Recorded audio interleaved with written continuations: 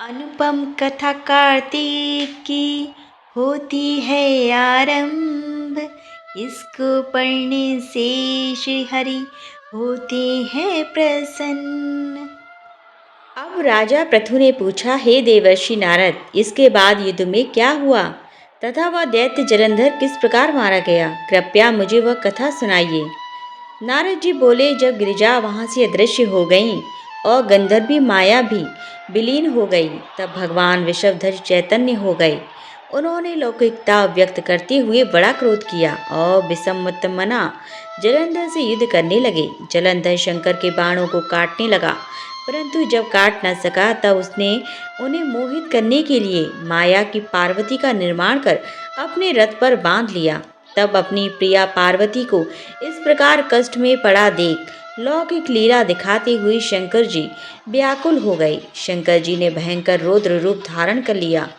अब उनके रौद्र रूप को देख कोई भी दैत्य उनके सामने खड़ा होने में समर्थ ना हो सका और सब भागने छिपने लगे। यहाँ तक कि शुंभ निशुंभ भी समर्थ ना हो सके। शिवजी ने उस शुंभ निशुंभ को शाप देकर बड़ा धिक्कारा और कहा, तुम दोनों ने मेरा बड़ा अपराध किया है।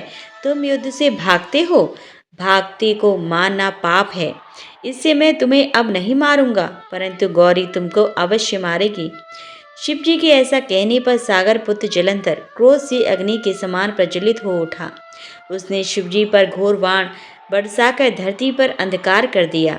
तब उस दैत्य की ऐसी चेष्टा देखकर शंकर जी बड़े क्रोधित हुए तथा उन्होंने अपने चरणांकुष्ठ से बनाए हुए सुदर्शन चक्र को चलाकर उसका सिर काट लिया।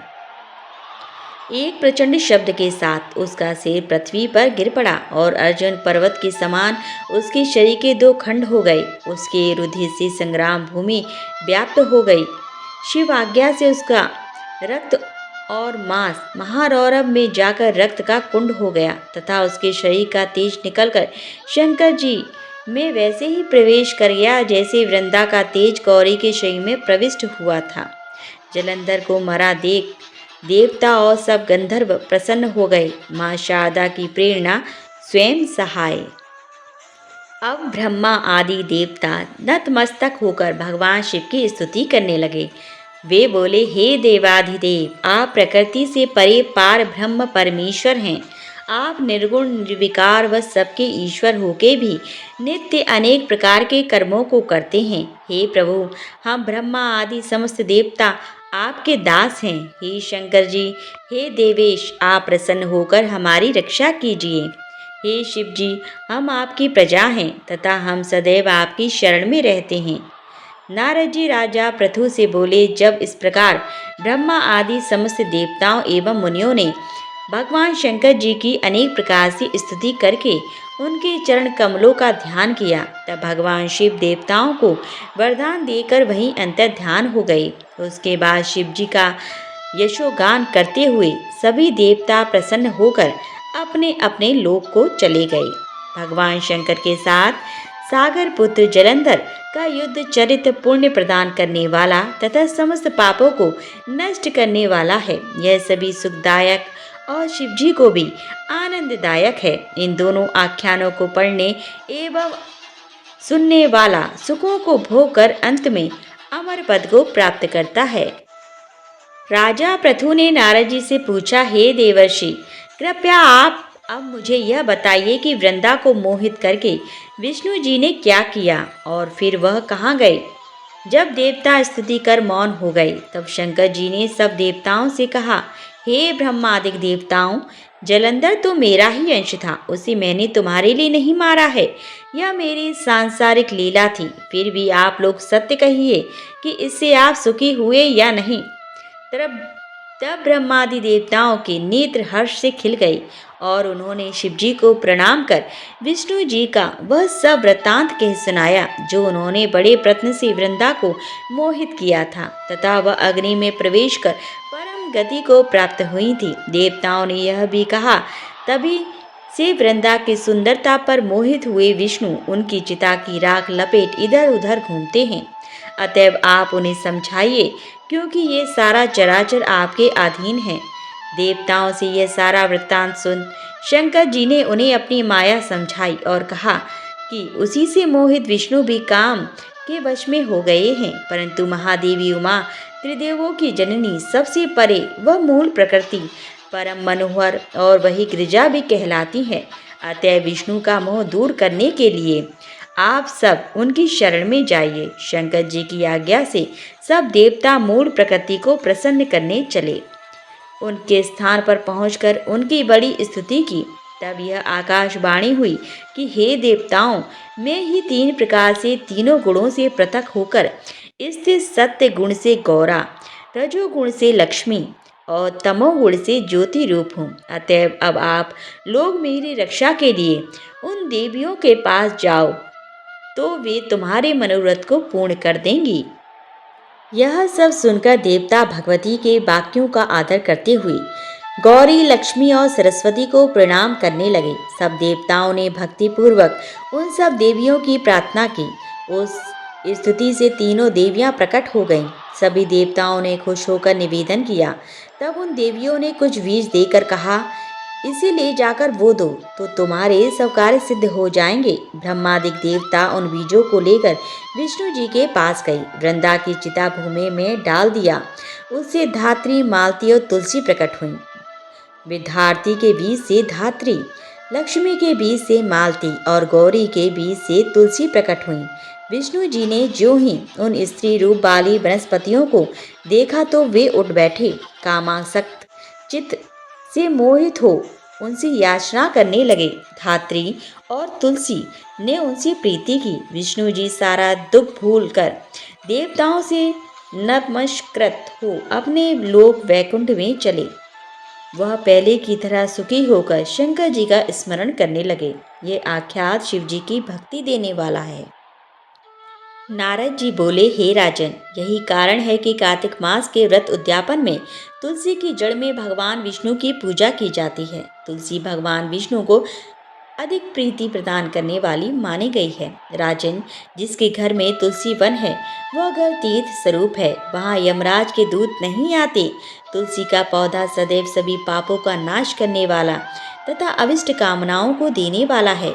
जो श्रेष्ठ मनुष्य तुलसी का पौधा लगाते हैं वे यमराज को नहीं देखते। नर्मदा का दर्शन, गंगा का स्नान और तुलसी वन का संसर्ग, ये तीनों एक समान कहे गए हैं। जो तुलसी की मंजरी से युक्त होकर प्राण त्याग करता है वह सैकड़ों पापों से युक्त ही क्यों ना हो तो भी यमराज उसकी ओर नहीं देख सकते। तुलसी को छूने से कामिक, वाचिक, मानसिक आदि सभी पाप नष्ट हो जाते हैं। जो मनुष्य तुलसी दल से भगवान का पूजन करते हैं वह पुनः गर्भ में नहीं आते, अर्थात जन्म मरण के चक्कर से छूट जाते हैं। तुलसी दल में पुष्कर आदि समस्त तीर्थ, गंगा आदि नदियाँ और विष्णु प्रभृति सभी देवता निवास करते हैं। हे राजन, जो मनुष्य तुलसी के काष्ठ का चंदन लगाते हैं उन्हें सहज ही मुक्ति प्राप्त हो जाती है और उनके द्वारा किए गए पाप उनके शरीर को छू भी नहीं पाते। जहाँ तुलसी के पौधे की छाया होती है वहाँ पितरों की तृप्ति के लिए श्राद्ध करना चाहिए। जिसके मुख में, कान में और मस्तक पर तुलसी का पत्ता दिखाई देता है उसके ऊपर यमराज भी दृष्टि नहीं डाल सकते। फिर दूतों की तो बात ही क्या है। जो प्रतिदिन आदर पूर्वक तुलसी की महिमा सुनता है वह सब पापों से मुक्त हो ब्रह्मलोक को जाता है। इसी प्रकार आंवले का महान वृक्ष सभी पापों का नाश करने वाला है। आंवले का वृक्ष भगवान विष्णु को प्रिय है। इसके स्मरण मात्र से ही मनुष्य गोदान का फल प्राप्त करता है। जो मनुष्य कार्तिक में आंवले के वन में भगवान विष्णु की पूजा तथा आंवले की छाया में भोजन करता है उसके भी पाप नष्ट हो जाते हैं। आंवले की छाया में मनुष्य जो भी पुण्य करता है वह कोटि गुना हो जाता है। जो मनुष्य आंवले की छाया के नीचे कार्तिक में ब्राह्मण दंपति को एक बार भी भोजन देकर स्वयं भोजन करता है वह अन्य दोष से मुक्त हो जाता है। लक्ष्मी प्राप्ति की इच्छा रखने वाले मनुष्य को सदैव आंवले से स्नान करना चाहिए। नवमी, अमावस्या, सप्तमी, संक्रांति, रविवार, चंद्र ग्रहण तथा सूर्य ग्रहण के दिन आंवले से स्नान नहीं करना चाहिए। जो मनुष्य आंवले की छाया में बैठकर पिंड दान करता है उसके पितर भगवान विष्णु के प्रसाद से मोक्ष को प्राप्त हो जाते हैं। जो मनुष्य आंवले के फल और तुलसी दल को पानी में मिलाकर स्नान करता है उसे गंगा स्नान का फल मिलता है। जो मनुष्य आंवले के पत्तों और फलों से देवताओं का पूजन करता है, उसे स्वर्ण मणि और मोतियों द्वारा पूजन का फल प्राप्त होता है। कार्तिक मास में जब सूर्य तुला राशि में होता है, तब सभी तीर्थ ऋषि देवता तथा सभी यज्ञ आंवले के वृक्ष में वास करते हैं। जो मनुष्य द्वादशी तिथि को तुलसी दल और कार्तिक में आंवले की छाया में बैठकर भोजन करता है, उसके 1 वर्ष तक अन्न संसर्ग से उत्पन्न हुए पापों का नाश हो जाता है। जो मनुष्य कार्तिक में आंवले की जड़ में विष्णु जी का पूजन करता है, उसे श्री विष्णु क्षेत्रों के पूजन का फल प्राप्त होता है। आंवले और तुलसी की महत्ता का वर्णन करने में श्री ब्रह्मा जी भी समर्थ नहीं है। इसीलिए धात्री और तुलसी जी की जन्म कथा सुनने से मनुष्य अपने वंश सहित भक्तों को पाता है। राजा पृथु बोले, हे मुनि श्रेष्ठ, आपने तुलसी के इतिहास व्रत महात्म्य के विषय में कहा। अब आप कृपा कर मुझे यह बताइए कि कार्तिक मास में क्या और भी देवताओं का पूजन होता है? यह भी विस्तार पूर्वक बताइए। नारद जी बोले, पूर्व काल की बात है। सेहम पर्वत पर करीब कर में धर्मदत्त नामक विख्यात कोई धर्मज्ञ ब्राह्मण रहते थे। एक दिन कार्तिक मास में भगवान विष्णु के समीप जागरण करने के लिए वे भगवान के मंदिर की ओर चले गए। उस समय एक पहर रात बाकी थी। भगवान के पूजन की सामग्री साथ लिए जाते हुए ब्राह्मण ने मार्ग में देखा कि एक भयंकर राक्षसी आ रही है। उसका शरीर नंगा और मांस रहित है। उसके बड़े बड़े दांत, लपकती हुई जीभ और लाल नेत्र देखकर ब्राह्मण भय से थर्रा उठे। उनका सारा शरीर कांपने लगा। उन्होंने साहस करके पूजा की सामग्री तथा जल से ही उस राक्षसी के ऊपर प्रहार किया। उन्होंने हरिनाम का स्मरण करके तुलसी दल मिश्र जल से उसको मारा था, इसीलिए उसका सारा पातक नष्ट हो गया। अब उसे अपने पूर्व जन्म के कर्मों के परिणाम स्वरूप प्राप्त हुई दुर्दशा का स्मरण हो आया। उसने ब्राह्मण को दंडवत प्रणाम करके इस प्रकार कहा, ब्राह्मण, मैं पूर्व जन्म के कर्मों के फल से इस दशा को पहुंची हूँ। अब मुझे किस प्रकार उत्तम गति प्राप्त होगी? धर्मदत्त ने उसे इस प्रकार प्रणाम करके देखकर आश्चर्यचकित होते हुए पूछा, किस कर्म के फल से तुम इस दशा को पहुंची हो? कहाँ की रहने वाली हो? तुम्हारा नाम क्या है और आचार व्यवहार कैसा है? यह सारी बातें मुझे बताओ। उस राक्षसी का नाम कलहा था। कलहा बोली, ब्राह्मण, मेरे पूर्व जन्म की बात है। सौराष्ट्र नगर में भिक्षु नामक एक ब्राह्मण रहते थे। मैं उनकी पत्नी थी। मेरा नाम कलहा था। मैं बड़े क्रूर स्वभाव की स्त्री थी। मैंने वचन से भी कभी अपने पति का भला नहीं किया। उन्हें कभी मीठा भोजन नहीं परोसा। सदा अपने स्वामी को धोखा ही देती रही। मुझे कलहा विशेष प्रिय है, इसलिए मेरे पति का मन मुझसे सदा उद्विग्न रहा करता था। अंत गोतवा उन्होंने दूसरी स्त्री से विवाह करके निश्चय कर लिया। तब मैंने विष खाकर अपने प्राण त्याग दिए। फिर यमराज के दूत आए और मुझे बांध कर पीटते हुए यमलोक में ले गए। वहाँ यमराज ने मुझे देखकर चित्रगुप्त से पूछा, चित्रगुप्त, देखो तो सही, इसने कैसा कर्म किया है। जैसा इसका कर्म हो उसके अनुसार यह शुभ या अशुभ प्राप्त करे। चित्रगुप्त ने कहा, इसका किया हुआ कोई भी शुभ कर्म नहीं है। यह स्वयं मिठाइयाँ उड़ाती थी और अपने स्वामी को उसमें से कुछ भी नहीं देती थी। इसने सदा अपने स्वामी से द्वेष किया है, इसीलिए ये चमकादुरी होकर रही तथा सदा कलह में ही इसकी प्रवृत्ति रही है। इसीलिए ये विष्टा भोजी सूकरी की योनि में रहे।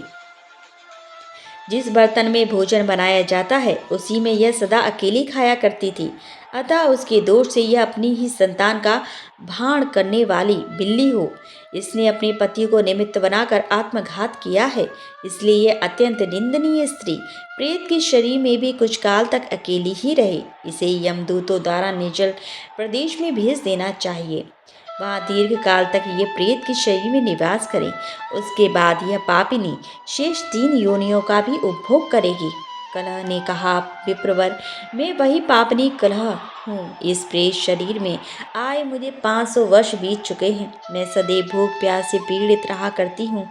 एक बनिए के शरीर में प्रवेश करके मैं इस दक्षिणा देश में कृष्णा और वेणी के संगम तक आई हूँ। जो ही संगम तट पर पहुँची तो ही भगवान शिव और विष्णु के पार्षदों ने मुझे बलपूर्वक बनिए के शरीर से दूर भगा दिया। तब से मैं भूख का कष्ट सहन करती हुई इधर उधर घूम रही हूँ। इतने में ही आपके ऊपर मेरी दृष्टि पड़ गई। आपके हाथ से तुलसी मिश्रित जल का संसर्ग पाकर मेरे सब पाप नष्ट हो गए। द्विश्रेष्ठ, अब आप ही कोई उपाय कीजिए, बताइए मेरे शरीर से और भविष्य में होने वाली भयंकर 3 योनियों से किस प्रकार मुक्त होंगी। कलह का यह वचन सुनकर धर्मदत्त उसके पिछले कर्मों और वर्तमान अवस्था को देखकर बहुत दुखी हुआ।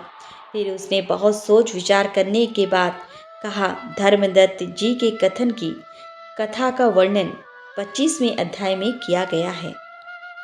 तीर्थ में दान और व्रत आदि सत्कर्म करने से मनुष्य के पाप नष्ट हो जाते हैं, परंतु तू तो प्रेत के शरीर में है, अतः उन कर्मों को करने की अधिकारिणी नहीं है।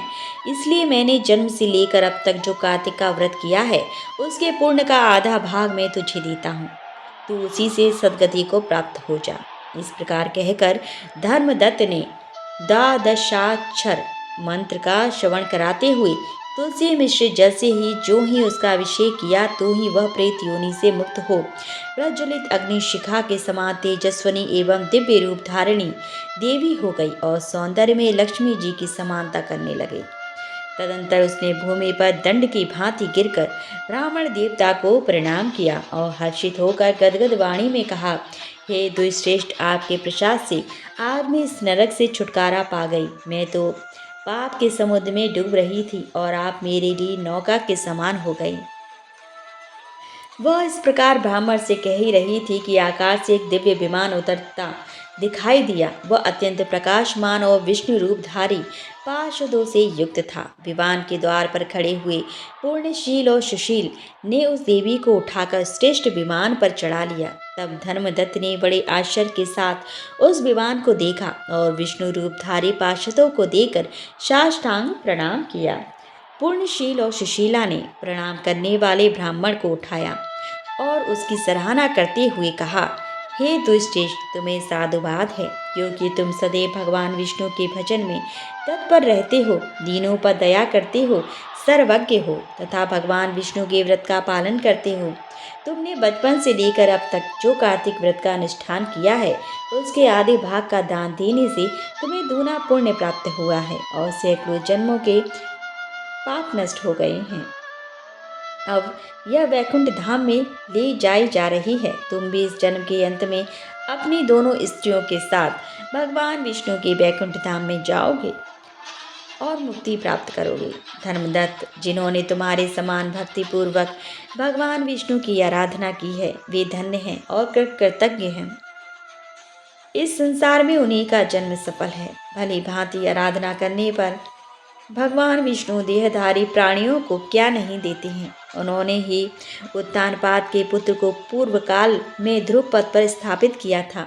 उनके नामों का स्मरण करने मात्र से समस्त जीव सद्गति को प्राप्त होते हैं। पूर्व काल में ग्रस्त गजराज उन्हीं के नामों का स्मरण करने से मुक्त हुआ था।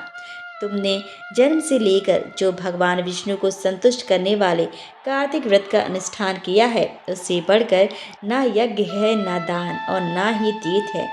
विप्र पर तुम धन्य हो, क्योंकि तुमने जगत गुरु भगवान विष्णु को प्रसन्न करने वाला कार्तिक व्रत किया है, जिसके आधे भाग के फल को पाकर यह स्त्री हमारे साथ भगवान लोक में जा रही है।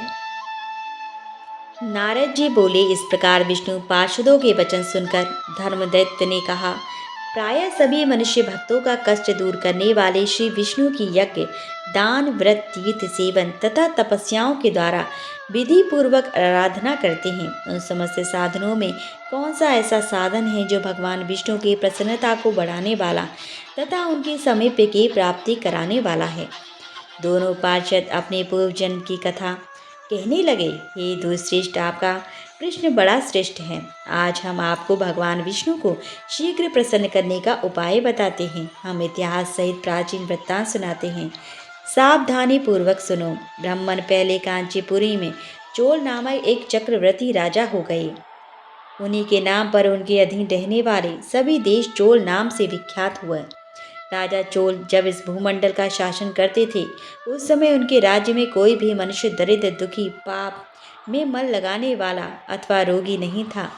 एक समय की बात है, राजा चोल अनंत शयन नामक तीर्थ में गई, जहाँ जगदीश्वर भगवान विष्णु ने योग निद्रा का आश्रय लेकर शयन किया।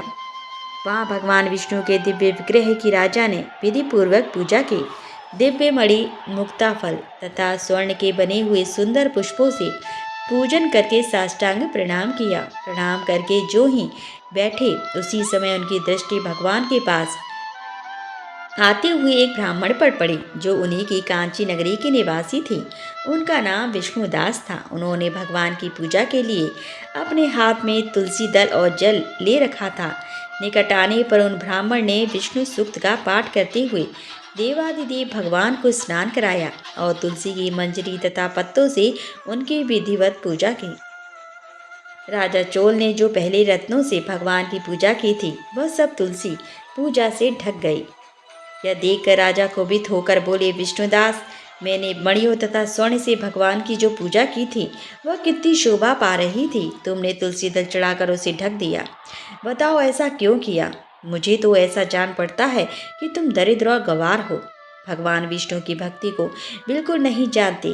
राजा की यह बात सुनकर दुष्श्रेष्ठ विष्णुदास ने कहा, राजन, आपको भक्ति का कुछ भी पता नहीं है, केवल राजलक्ष्मी के कारण आप घमंड कर रहे हैं। बतलाइए तो आज से पहले आपने कितने वैष्णव व्रतों का पालन किया है? तब नरश्रेष्ठ चोल ने हंसते हुए कहा, तुम तो दरिद्र और निर्धन हो, तुम्हारी भगवान विष्णु में भक्ति की ही कितनी है। तुमने भगवान विष्णु को संतुष्ट करने वाला कोई भी यज्ञ और दान आदि नहीं किया और ना पहले कभी कोई देव मंदिर ही बनवाया है। इतने पर भी तुम्हें अपनी भक्ति का इतना गर्व है। अच्छा, तो ये सभी ब्राह्मण मेरी बात सुन लें। भगवान विष्णु के दर्शन पहले मैं करता हूँ या यह ब्राह्मण, इस बात को आप सब लोग देखें, फिर हम दोनों में से किसकी भक्ति कैसी है यह सब लोग स्वतः ही जान लेंगे। ऐसा कहकर राजा अपने राजभवन को चले गए। वहाँ उन्होंने महर्षि मुद्दल को आचार्य बनाकर वैष्णव यज्ञ प्रारंभ किया। उधर सदैव भगवान विष्णु को प्रसन्न करने वाले शास्त्रोक्त नियमों पे तत्पर विष्णुदास भी व्रत का पालन करते हुए वहीं भगवान विष्णु के मंदिर में टिक गए। उन्होंने माघ और कार्तिक के उत्तम व्रत का अनुष्ठान किया। तुलसी भवन की रक्षा, एकादशी को द्वादश साक्षर मंत्र का जाप, नृत्य गीत आदि मंगलमय आयोजनों के साथ प्रतिदिन षोडशोपचार से भगवान विष्णु की पूजा आदि नियमों का आचरण किया। वे प्रतिदिन चलते फिरते और सोते हर समय भगवान विष्णु का स्मरण किया करते थे। उनकी दृष्टि सर्वत्र सम हो गई थी। वे सब प्राणियों के भीतर एकमात्र भगवान विष्णु को ही स्थित देखते थे। इस प्रकार राजा चोल और विष्णुदास दोनों ही भगवान लक्ष्मीपति की आराधना में संलग्न थे। दोनों ही अपने अपने व्रत में स्थित रहते थे और दोनों ही संपूर्ण इंद्रियां और तथा समस्त कर्म भगवान विष्णु को समर्पित हो चुके थे। इस अवस्था में उन दोनों ने दीर्घ काल व्यतीत किया। आगे का अध्याय अगली वीडियो में।